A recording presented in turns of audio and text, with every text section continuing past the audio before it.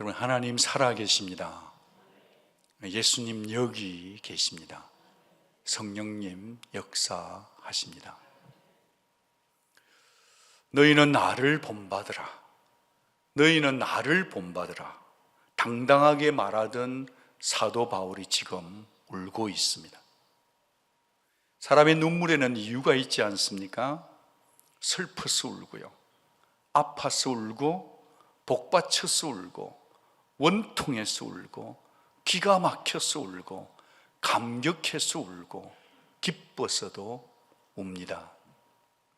자, 그럼 기쁨의 목회자 바울이 왜 지금 울고 있습니까? 왜 바울이 울고 있습니까? 그것은 사람들이 십자가의 원수의 길로 행하고 있기 때문입니다. 그러니까 그의 눈물은 아직도 남아있는 사랑인 것입니다. 그의 눈물은 눈에서 나는 눈물이 아니라 마음에서 나는 눈물인 것입니다. 그런 의미에서 보면 사도 바울, 그의 눈물은 기쁨의 또 다른 얼굴 아니겠습니까? 영혼을 위해, 한 영혼을 위해 기뻐해 본 자만이 영혼을 위해서 울 수도 있기 때문입니다. 우리는 주 예수 그리스도께서 십자가를 지시려고 예루살렘에 올라가실 때 하신 행동을 압니다. 그는 우셨습니다. 예루살렘아 예루살렘아, 선지자들을 죽이고 네게 파송된 자를 돌로 치는 자여, 암탉이 그 새끼를 날개 아래 모음과 같이 내가 내 자녀를 모으려 한 일이 몇 번이더냐. 그러나 너희가 원하지 아니하였도다. 주님은 지금 예루살렘의 멸망을 내다보시면서 메시아로 오신 자신을 거절하는, 어게인스트하는 그들을 생각하며 애타는 심정으로 우셨던 것입니다. 바울은 말하기를 빌립보 교회 안에 한두 명이 아니었다라고 하네요. 여러 사람이 십자가의 원수로 행한다 합니다. 이 말은 십자가의 정신과는 반대 방향으로 살아간다는 말이죠. 이 말은 바깥 믿지 않는 자들을 염두에 둔 게 아니에요. 십자가의 원수가 교회 안에도 있더라, 그런 말인 것입니다. 교회 내 율법주의자들을 말하는 것도 아닌 것 같아요. 오히려 교회 내에 더 정확하게 말씀드리면 세속화되어 가는 성도들을 겨냥한 것 같습니다. 나는 구원받았으니까 괜찮아, 구원의 보장을 너무 많이 크레디트 주고 자신의 죄를 합리화하며 살아가는 성도들, 복음이 주는 자유를 마음껏 왜곡하며 살아가는 그런 사람들을 바울은 지금 생각하고 있습니다. 바울이 그런 자들을 이렇게 묘사하네요. 19절, 그들의 마침은 멸망이요 그들의 신은 배요, 그 영광은 그들의 부끄러움에 있고 땅의 일을 생각하는 자들이다. 그들의 신, 그들이 섬기는 신이 배라고 합니다. 이 배는 바다 위에 떠 있는 배가 아니라 우리의 창자 속에 있는 소화기관의 배를 말하는 것입니다. 메시지 성경에서는 자기 배를 신으로 삼는 부분을 이렇게 흥미있게 현대적으로 번역을 했어요. 편한 길을 걷는 자들은 자신의 배를 신으로 삼습니다. 트림, 많이 먹고 트림이 그들의 찬양이죠. 그들의 머릿속에는 온통 먹는 생각뿐입니다. 여러분, 이것은 단지 먹는 것을 말하는 것만이 아니겠죠? 먹되 그들이 탐욕을 먹는 겁니다. 욕심을 먹는 겁니다. 욕심을 먹고 마시는 것이 자기의 인생의 목표가 되었다는 겁니다. 자기만을 위해 산다는 것 아닙니까? 하나님은 안중에도 없어. 하나님은 우선순위가 아니야. 그저 감각적 쾌락, 정욕, 소원을 채우기에 급급하게 살고 있더라. 야고보 사도 역시 이런 자들을 향해 이렇게 경고하지 않습니까? 세상과 벗되는 것은 하나님과 원수됨을 알지 못하느냐? 그런즉 누구든지 세상과 벗이 되고자 하는 자는 스스로 하나님과 원수되는 것이니라. 십자가의 원수로 살아가는 사람들의 영광을 추구해 가지만 그 끝은 그들의 수치요 부끄러움이다 라고 말합니다. 부도덕하고 수치스러운 짓을 하는데도 부끄러운 줄을 생각지 못해요.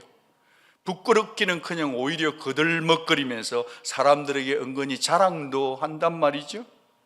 부당하게 속에서 취한 이익을 가지고 자기의 처세술을 공공연하게 자랑한단 말이에요. 죄를 짓고서도 걸리지 않은 그것을 스릴 넘치는 기쁨 정도로 여기고 살고 여긴다면 그것은 바로 하나님과 원수되는 길을 걷고 있는지도 모릅니다. 구약의 이사야 선지자도 똑같은 말씀을 지적했습니다. 이사야 5장 20절, 악을 선하다 하며 선을 악하다고 하며 흑암을 광명으로 삼아버리며 광명을 흑암으로 만들어버리며 쓴 것을 단 것으로 삼으며 단 것을 쓴 것 삼는 자들은 뭐가 있어요? 화가 있을 것이다. 얼마 전에 뉴욕의 맨하탄에서 총기 사고, 사살 사고가 있었습니다. 뉴욕의 한복판이었습니다. 한 청년이 보험사 유명 CEO를 총으로 여러 발을 쏴서 현장에서 살해했습니다. 그리고 그 범인은 유유히 도망을 쳤습니다. 나중에 검거되긴 했지만 그 총을 쏜 사람을 오히려 살인범을 영웅시하는 것이 나타나고 있습니다. 이유인즉슨 보험회사가 부당하게 착취하고 있다는 거죠. 그래요. 몇몇 사람들은 자기도 보험회사에 당한 적이 있기 때문에 그것을 가지고 범인을 옹호할 뿐 아니라, 범인을 옹호해 줄 뿐 아니라 도리어 그 범인 죄자를 신고한 매장에다가 악플 댓글을 달아서 그 매장이 비즈니스가 안 될 시대를 살고 있습니다.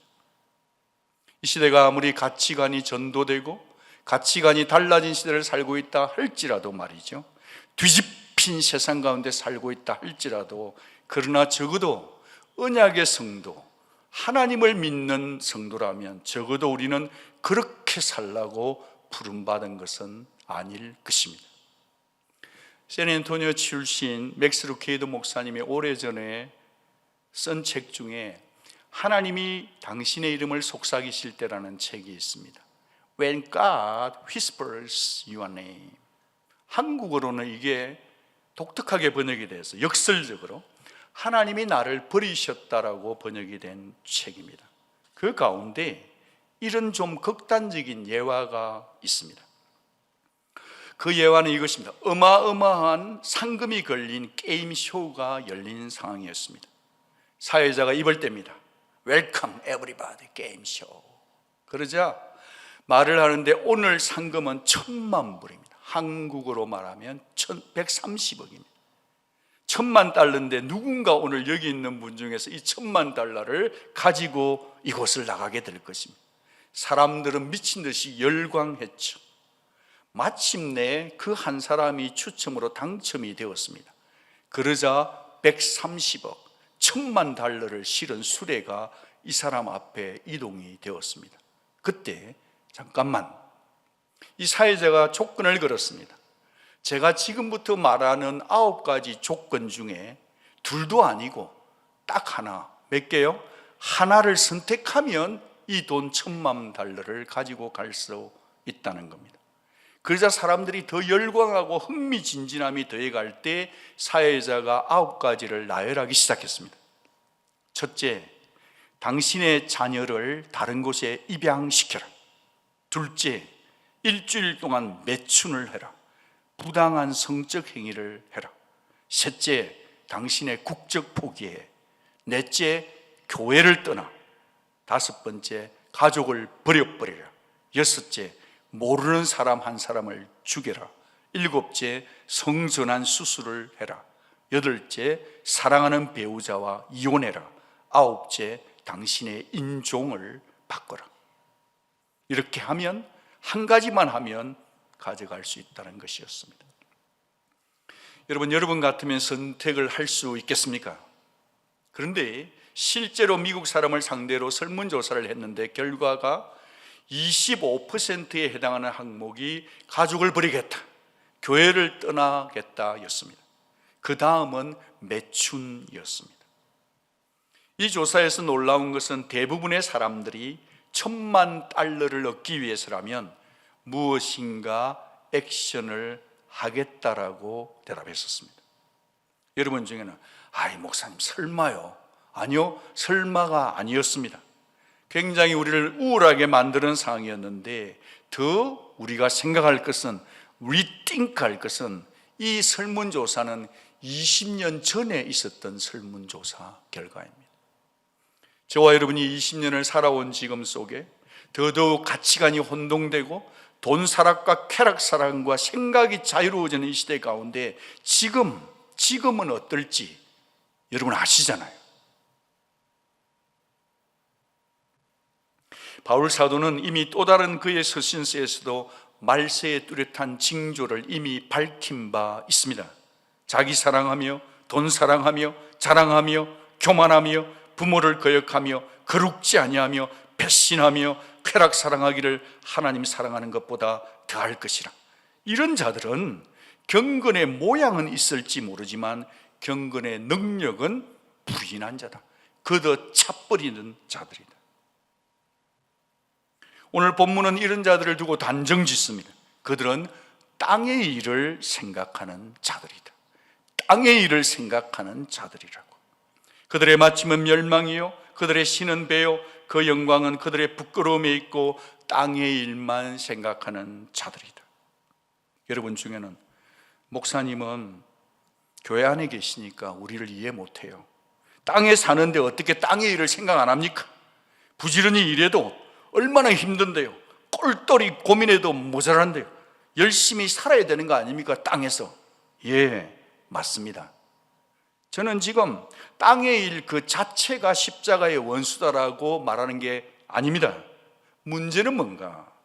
생각의 중심이, 마음의 중심이 어디로 향하고 있느냐는 겁니다.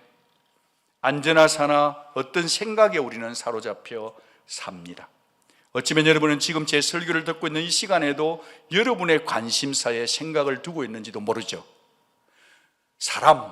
사람은 종일 생각하는 그것이 그 사람의 인격이며 그 사람인 것입니다. 은연중에라도 혹시 돈, 성공, 안락, 쾌락을 누리는 것만이 내 목표가 되어 있다고 한다면 돌아봐야 합니다. 나도 모르게 온통 그것에 지배당한 채 살고 있다면 잠깐 멈추고 자기 자신을 살펴보아야 합니다. 우리가 어떤 유튜브의 사이트 속에 내가 자꾸 끌려가고 있다면 멈춰야 하고 생각해 보아야 되는 것 아니겠습니까? 한 해의 마지막 12월입니다. 우리는 너무 정신없이 격하게 달려왔습니다. 여러분, 2000년 전에 칭찬을 받았던 빌립보 교회, 사도 바울이 그렇게 사랑했던 교회도, 그 교회 안에도 십자가의 원수로 행하는 사람이 여럿 있었다면 우리 교회는 어떨까요? 가치관이 뒤집혀진 지금 이 시대에는 어떤 말이 필요할까요? 바울은 그들의 결말을 이렇게 예고합니다. 그들의 마침은 멸망이라. 그저 겁을 주는 비유적 표현이 아닙니다. 이건 아니에요. 원어의 뜻은 말이죠, 그저 죽어서 존재가 사라져버리는 그런 단순한 멸망이 아니에요. 아닙니다. 이 헬라어 원어는 고통과 죽음의 상태가 계속되는, 지속되는 영원한 멸망인 것을 말하고 주고 있거든요. 그러니까 이건 심각한 겁니다. 중요한 것입니다. 그렇게 살면 영원히 죽는다는 얘기예요. 지금 사도 바울이 그래서 울고 있는 겁니다. 그래서 말하는 겁니다. 그 끝에 무엇이 기다리는지도 모른 채 낭떠러지를 향해 치닫고 있는 사람들처럼 그렇게 달려가는 그 사람들을 생각할 때 바울은 그들 생각만 해도 눈물이 나는 것입니다. 여러분, 세상을 사랑하는 쪽으로 치닫기 시작하면요, 우리도 얼마든지 신앙을 버릴 수도 있고요, 얼마든지 결정적 순간이 되면 돈 앞에서, 죽음 앞에서 배도할 수도 있다, 그런 말입니다. 그런 거로 우리는 예외 없이 이 눈물 담긴 경고를 우리의 마음에 담아야 할 것입니다. 그러나 저는 더 이상 땅의 스토리를 계속 풀면서 여러분을 불편하게 만들고 그냥 그렇게 힘들게 남은 설교 시간을 보내고 싶은 마음이 없습니다. 도리어 저는 하늘의 소망을 붙들고 싶습니다. 20절 말씀을 그런 의미에서 큰 소리로 한번 읽어주시겠어요? 시작. 그러나 우리의 시민권은 하늘에 있는지라 거기로부터 구원하는 자 곧 주 예수 그리스도를 기다리노니. 땅의 일에 매이지 않으려면 말이죠, 내가 누군 줄 알아야 합니다. 우리는 하나님께 속한 자들입니다. 우리는 하나님의 백성입니다. 우리는 그리스도의 신부입니다. 우리의 시민권은 하늘에 있습니다. 아멘이시죠? 땅에 우리가 푹 빠져서 살 수 없는 이유, 땅의 것에 올인하지 않아야 할 이유가 너무도 선명한 자들이 우리예요. 세상에 젖어서만 살 수 없는 우리들이라는 거예요. 왜냐하면 우리의 소망은 다시 오실 주 예수 그리스도시기 때문입니다. 여러분, 우리의 시민권이 하늘에 있다면 이 땅은 잠시 머물다가 지나갈 곳이죠. 우리의 믿음의 조상들은 진작에 이 사실을 깨달았던 것 같아요. 히브리서 11장 9절, 아브라함의 삶을 이렇게 진술하는 거 있죠. 약속하신 땅에서 타국에 몸을 붙여서 사는 나그네처럼 거류했다. 아브라함이 그렇게 살았다는 겁니다. 다윗 왕 역시도 인생을 이렇게 얘기했어요. 우리는 우리 조상들과 같이 주님 앞에서 이방의 나그네와 거류민이라.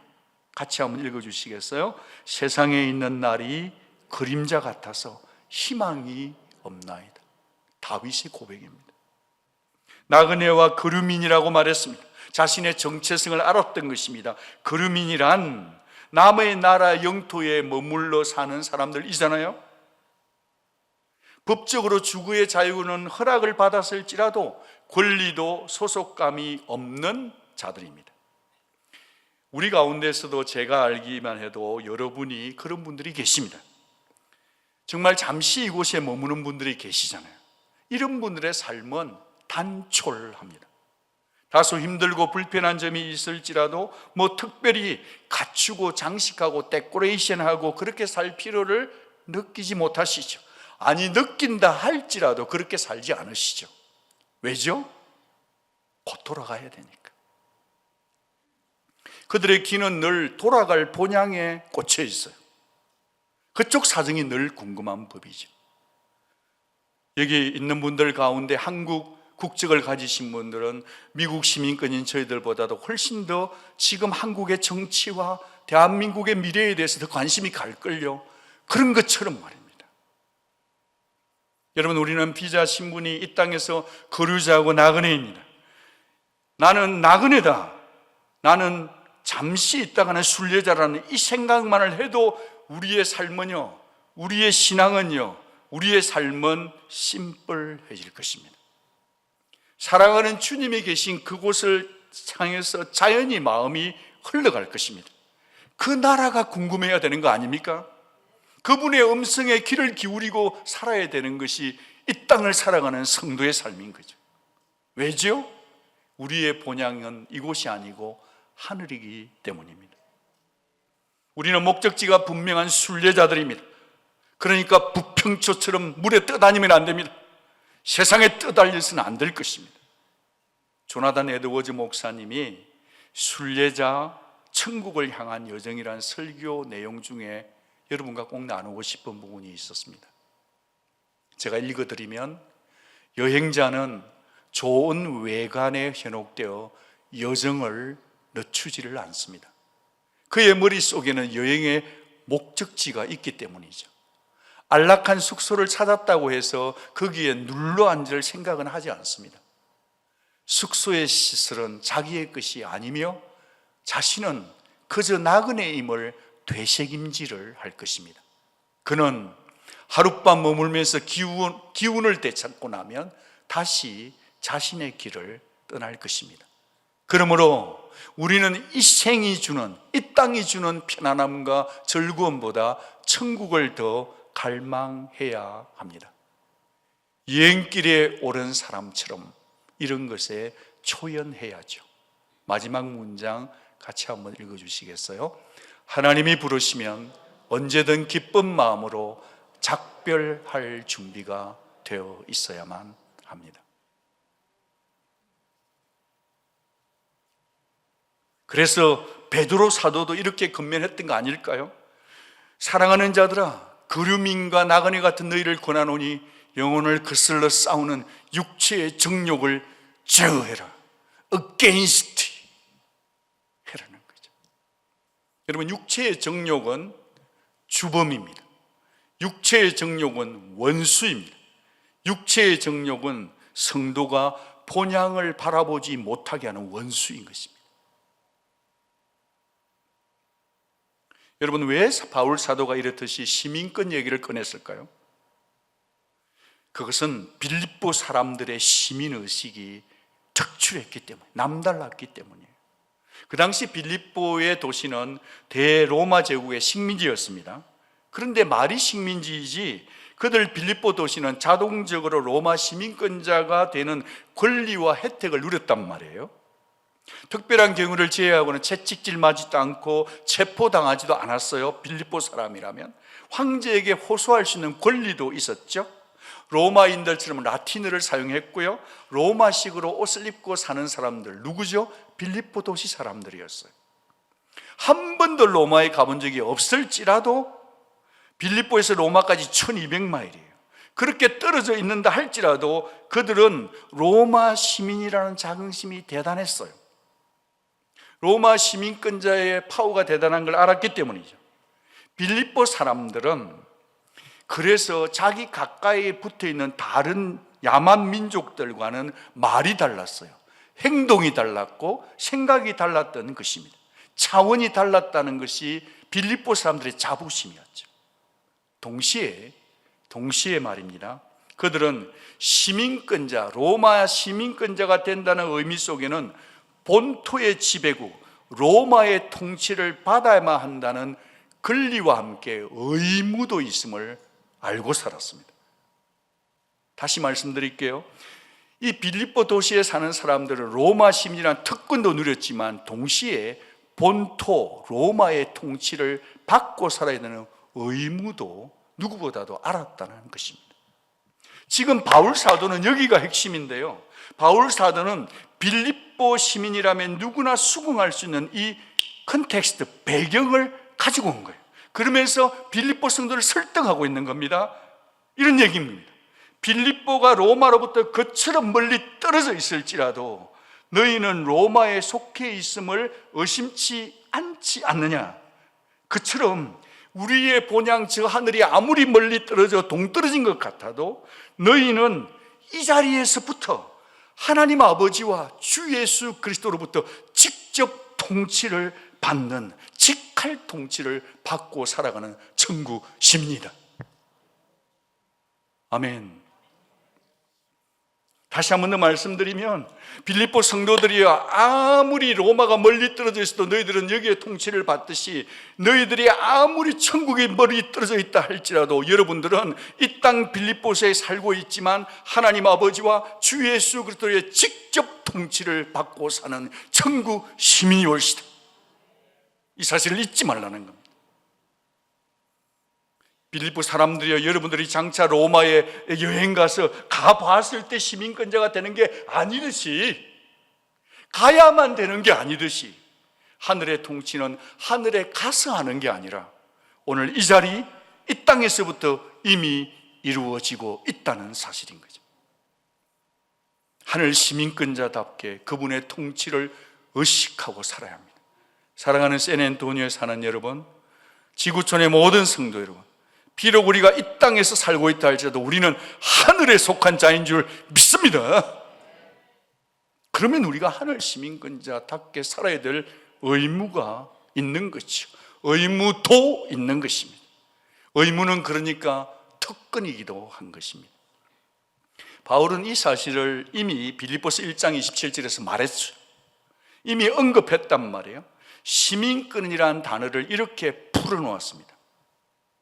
빌립보서 1장 27절, 오직 너희는 그리스도의 복음에 합당하게 생활하라.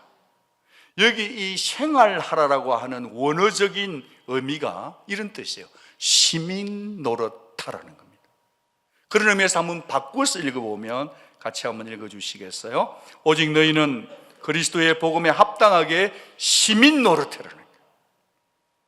천국 시민권 비자를 가졌다고 만족하지 말고 천국 시민 비자를 가졌다면 천국 시민답게 합당하게 행동하라는 것입니다.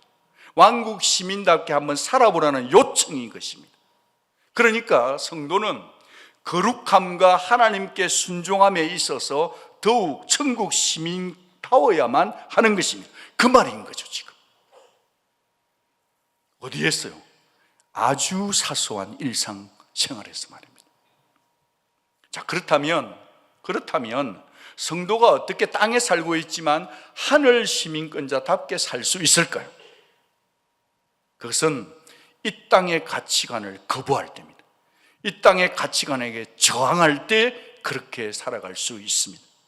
자신을 십자가에 내어주신 예수 그리스도의 십자가의 정신으로 살 때만 가능합니다. 그럴 때만 가까스로 우리 역시도 사도 바울처럼 그리스도를 본받고 천국 시민답게 살 수 있습니다. 사랑하는 여러분, 예수님을 믿는 모든 성도들에게는 하늘의 시민권은 이미 약속되고 보장되었습니다. 너무 영광스럽고 안전된 보장된 약속 아닙니까? 여러분, 땅의 일만 생각하고 살아가는 사람들의 마지막 결말과 하늘의 가치관을 가지고 사는 사람들의 미래는 판이하게, 확연하게, 엄청나게 다릅니다. 여러분, 20절을 보시면 장차 일어날 일을 이렇게 선포합니다. 그는 만물을 자기에게 복종하게 하실 수 있는 자의 역사로 말미암아 우리 낮은 몸을 자기의 영광의 몸의 형체와 같이 변화시켜버리는 거예요. 장차 성령님은 우리의 연약한 몸을 신령한 몸으로 바꾸십니다. 온전한 천국 시민으로 충만한 기쁨으로 누리며 살게 하십니다. 동시에 우리 속에 계시는 동일한 성령께서 날마다 저와 여러분을 그 무엇도 아니고 그 어떤 것도 아니고 예수님 닮아가게 하십니다. 아무렇게나 살도록 냅두지 않으십니다. 간섭하십니다. 그런데 듣고 순종하는 자에게만 간섭해 주시는 거예요. 우리가 주의 음성에 귀담아 들으면서 순종해야 합니다. 여러분, 이 12월에 우리가 많은 분주한 일이 있지만 우리의 목표와 우리의 초관심사는 예수 그리스도 그분을 한 번 더 생각하는 것이어야 할 것입니다. 너무 바쁘지 마십시오. 주님을 만나는데 바쁜 사람들이 다 되시기를, 지혜로운 온누리 가족 되기를 주의 이름으로 부탁드립니다. 말씀을 마치기 전에 제가 한번 생각해 보고 싶은 게 있습니다. 1945년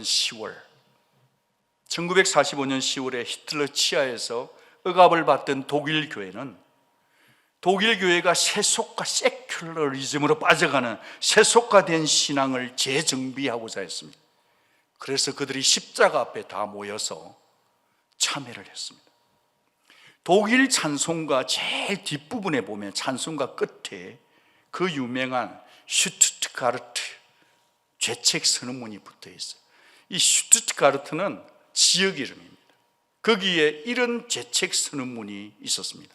그 내용은 4가지인데 독일 교회가 회개한 것은 이것입니다. 첫째, 더 용감하게 신앙 고백하지 못한 죄를 자백했습니다. 둘째, 더 진실하게 기도하지 못한 죄를 자백했어요. 셋째, 더 감사와 기쁨에 넘쳐 살지 못한 죄를 자백했어요. 넷째, 더 뜨겁게 사랑하지 못한 죄를 회개했던 것입니다. 그래요, 여러분, 우리는 가만히 있으면 세속화됩니다. 어느 누구도 세속화되지 않을 성도는 없습니다.